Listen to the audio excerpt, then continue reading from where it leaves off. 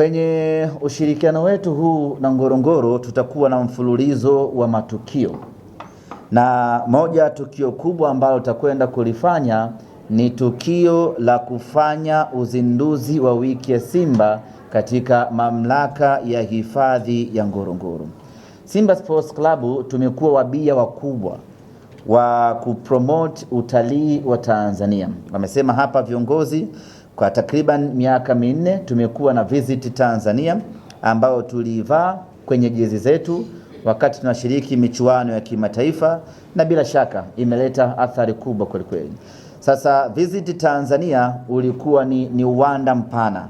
Sasa tunaamua kuingia field na kufanya kitu kimoja kimoja. Kwenye kuingia field ndiyo tumeichagua Ngorongoro na kufanya kazi na Ngorongoro. Na sasa hatuishii kwenye kusema tu visit Ngorongoro. Sisi wenyewe Simba Sports Club tunakuwa wa kwanza kuitembelea Ngorongoro. Tarehe 25 mwezi huu wa 7, Simba Sports Club kwa maana ya viongozi, mashabiki, wanachama tutakwenda kuitembelea hifadhi ya Ngorongoro, na tutakwenda huko kufanya tukio la uzinduzi wa wiki ya Simba. Nyie ni mashahidi, wiki ya Simba hivi sasa tumekuwa tukizindua katika mikoa mbalimbali.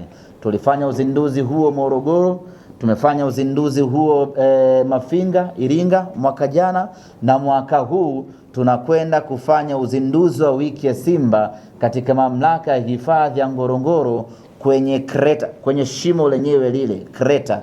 Tutashuka kule chini, tutaingia kule chini, wana Simba wote tutapita mbuga,